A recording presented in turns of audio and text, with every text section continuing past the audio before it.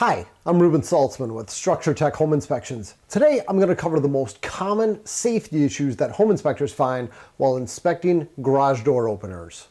Now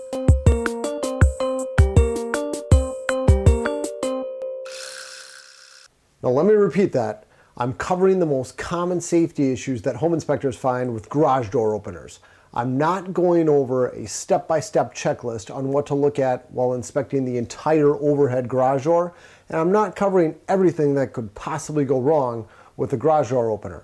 If you're looking for a comprehensive list of everything, stuff that's going to go way beyond the scope of a home inspection, my advice would be to seek out this checklist. It's put out by DASMA, the Door and Access Systems Manufacturers Association. They write the standard. This is the industry standard for inspecting overhead garage doors and garage door operators, and it's technical data sheet number 167. If you want a copy of that, just do a Google search, type in DASMA 167. It'll surely be the first thing that comes up. And this is a big checklist. Let me go over this with you. I mean, there are 17 items listed on here, page after page. This is a 5-page document, 17 items listed on here. Some of these items, like item number 6, it's got like 6 different questions it asks. In all, this is a 35-point checklist that a garage door professional may come out and use to fully inspect your overhead garage door. And there's a lot of stuff on here that home inspectors are not going to spend their time looking at. I mean, question number 1, there's 3 different warning labels that someone might look for, saying, is a spring warning label attached to the spring or spring bracket? Is a general warning label attached to the back of a door section? So on and so on. So for home inspections, we're not going to get into this level of detail. We would be there all day if we were looking at all that stuff. And our reports, people already accuse us of our reports being nitpicky. I can only imagine how it would be if we started calling out missing warning labels on garage doors. Okay, sorry for the long preamble before I get into this. Let's get into it. First off, all overhead garage door openers manufactured since 1992 are supposed to have some type of safety device to prevent the door from closing on someone. Now, all garage door openers are supposed to have this auto reverse sensing feature where if it impacts something, it's going to reverse, but you're also supposed to have some other safety device, and typically it's going to be these photoelectric sensors installed at the ground. In commercial applications, you may also have something called a leading edge sensor, where it's got a beam that's basically attached to the door itself, but I don't think I've ever seen that done in a residential setting. When you're at somebody's house, what we're looking at is the photoelectric sensors, the little electronic eyes down at the floor. From a home inspection perspective, we're checking to make sure that those are installed, and we're checking to make sure that they're installed at the proper height. The industry standard height is no more than 6 inches above the ground. It can be closer than that, but no more. Now, I used to tell people, because this is what I was always taught, I used to say it so little kids, maybe little pets and whatnot, would not be laying underneath it. As it turns out, that was complete hogwash. That was nonsense. We had somebody from DASMA come out to teach a class to our local home inspection chapter, and he explained the real reason why you need to have that sensor within 6 inches of the ground. It's because there's this lever action that happens as the garage door opener is closing the door. The downward pressure exerted in those last 6 inches increases exponentially. You get way more pressure at the very end of the door's travel, and that's why you need to have those sensors within those last 6 inches. So you hear people telling other stories about why. It's because someone else told them the wrong information too, and that's what they heard. But home inspection, we're checking to make sure they're installed within 6 inches of the floor, and something we always do for our home inspections is we break that beam to make sure that the door goes back up.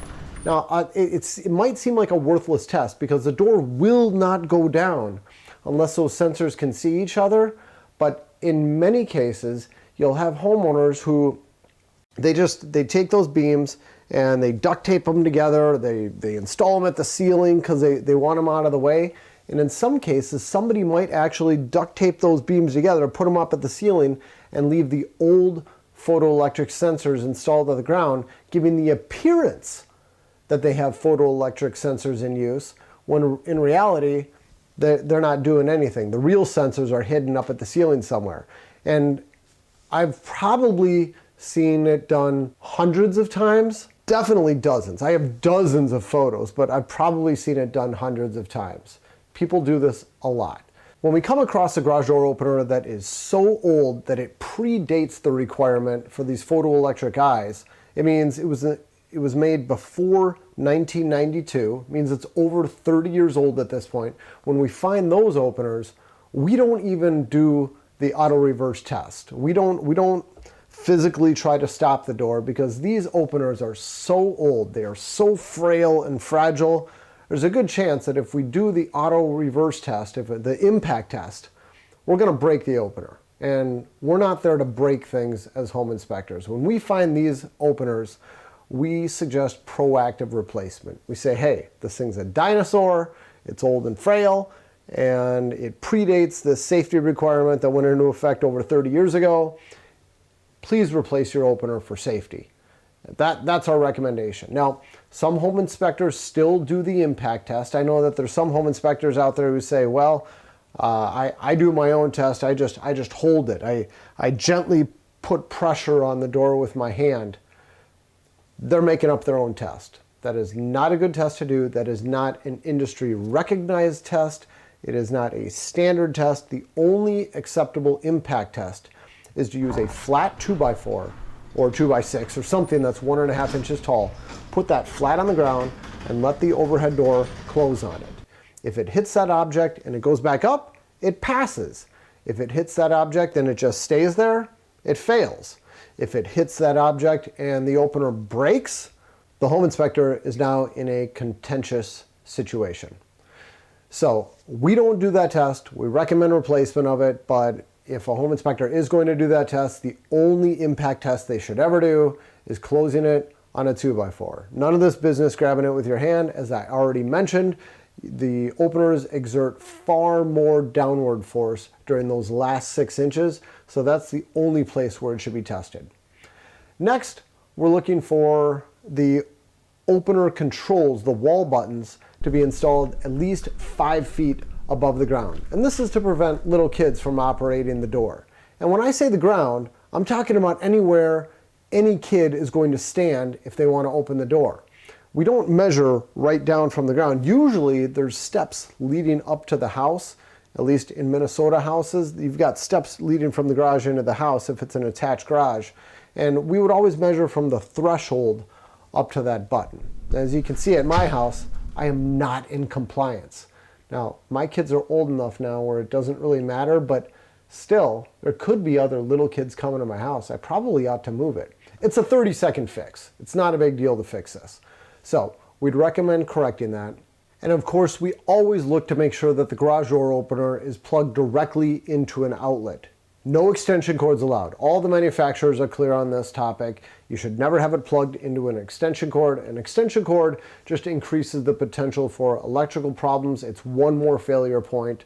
The opener needs to be plugged directly into its own outlet. And then finally, if you have an electronic garage door opener and you have a detached garage and the opener is the only way to get into the garage, it's important to have an emergency disconnect.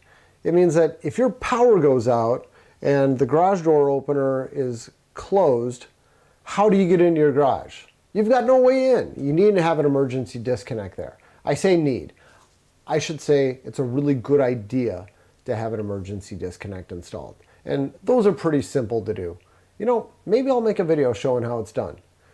All right, that concludes my list. I think the stuff I covered in this video covers easily 95% of the defects that we find with garage door openers, and I hope this is helpful. I'm Ruben Saltzman with Structure Tech Home Inspections. Thank you for watching. Take care.